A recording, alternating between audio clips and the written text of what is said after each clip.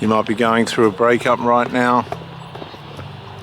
There's no answer for it. You go to the counsellor, they've got no answer.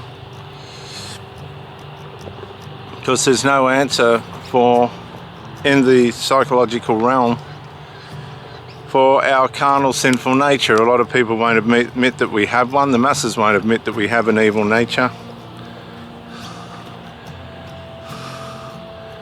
They wouldn't know what it is. Most of the Christian church doesn't know what it is. Don't want to know what it is. To think that there's an evil nature inside you that has all the capabilities of destroying you and everyone else around you. People don't want to admit to that. And the Bible talks about it. Romans 6:14. For sin shall not have dominion over you. All this sin and evil that's going on will not have dominion over you. Stop it. For you are not under law, but under grace.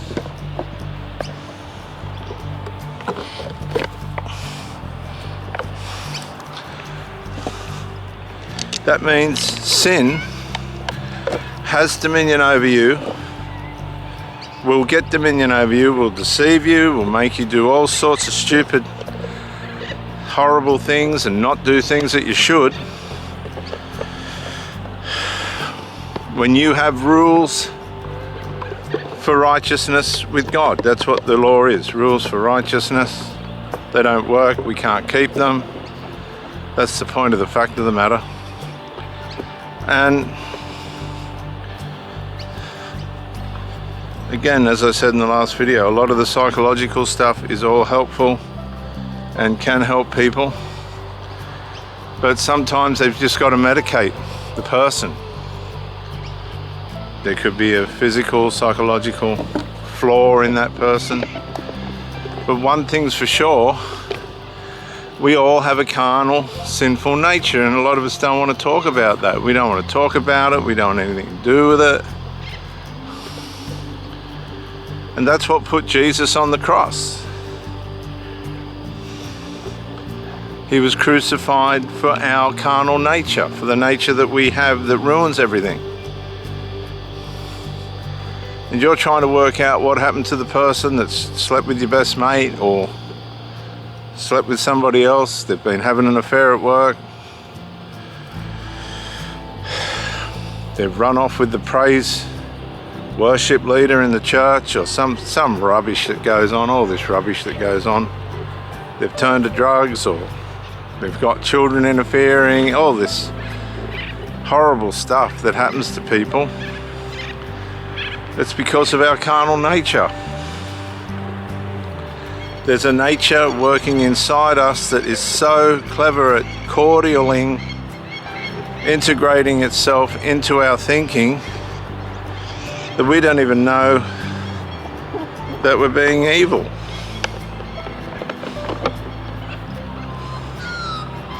For sin shall not have dominion over you, for you are not under law, but under grace. Paul said, I do things that I don't even want to do. I'm doing these things that I don't want to do. I'm trying to do good, but I'm doing bad.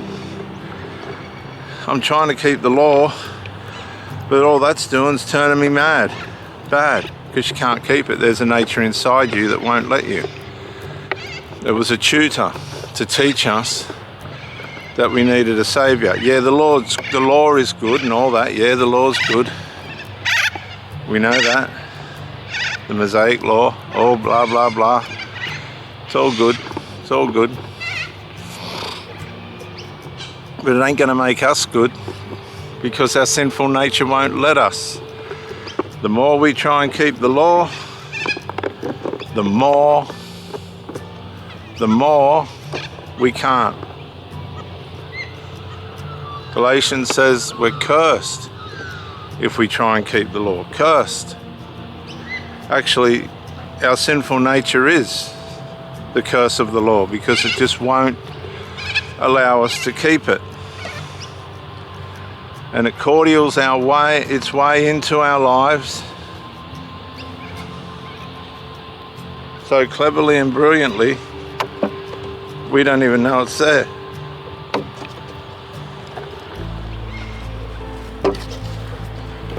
We don't even know it's there. The next thing, there's calamity. Your wife sleeping with the bloke up the street, or the guy next door, or your best friend, or you've jumped the fence and you don't know why. Oh, my wife's so good, why did I do that? Because you didn't resolve yourself. You didn't make the effort to resolve yourself. Then you join a church and they're telling you this, that and all the other, and the next thing, that's a problem in itself. It has to be simplified, viewers. It has to be simplified, and that simplification is that you have a sinful nature.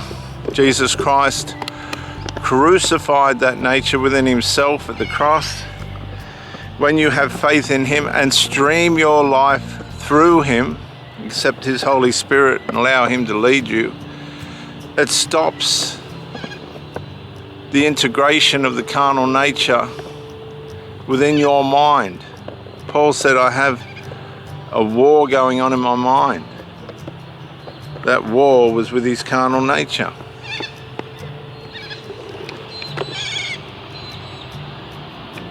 And he became aware of it. He said, but thanks be to God. Thanks be to God. Like, this is very personal. Thanks be to God who gives me the victory through Christ Jesus our Lord. Many of you have a Christian pedigree, or you at least know and have heard of the Lord Jesus Christ. Despite your religion, throw your religion out. Have a personal relationship with Christ. Jesus isn't a denomination, he's a person. He'll remove you from drugs, he'll remove you from addictions, because it's all coming out of your carnal nature trying to destroy you. It'll use any means to try and destroy you. Any means. Drugs, alcohol, nicotine, you name it. It will do whatever it has to try and destroy you.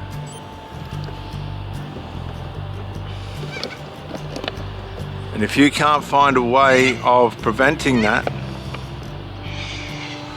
which you won't, the only way you can prevent it is through the Lord Jesus Christ. We try and do it by our own will, but we can't, because our own will is limited, too limited. Just too limited.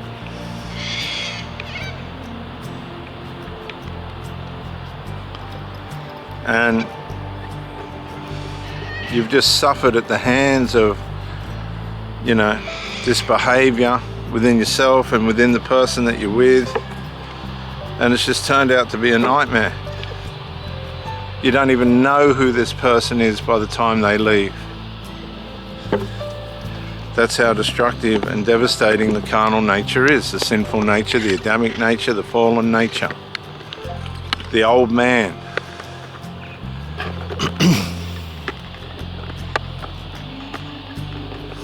You need to understand these things. Romans chapter 7 will take you straight there, where it says, I was trying to do good, but I couldn't do it. I was trying to, the more I tried, the worse it became.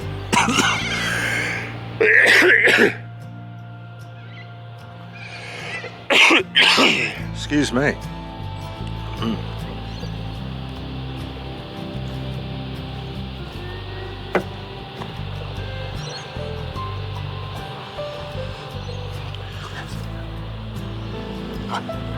No, I said. No. No.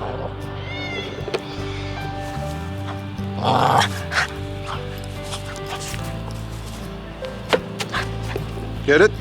Get it? Stop it.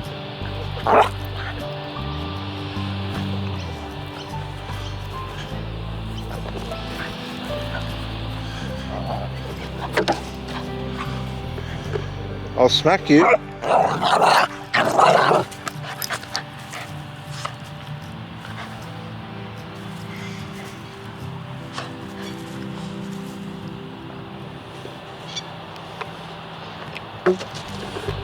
Get it?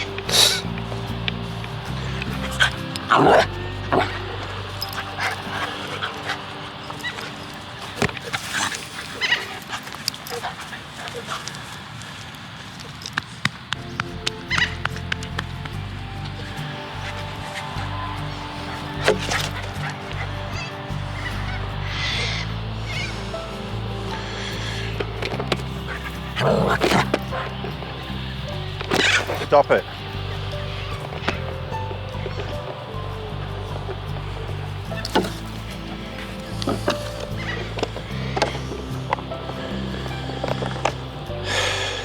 It's a bigger problem than we realise, and I've seen so much trouble caused. Most of the trouble in the world is caused by this. Most people don't have a clue what they're dealing with inside themselves. They just keep destroying themselves, fully unaware that they're influenced by a nature inside of them that's working against them, and it just wears them out. They die. They ruin everything around them. They have fallouts, all the families broken up. Shouldn't be broken up, everyone should be getting along.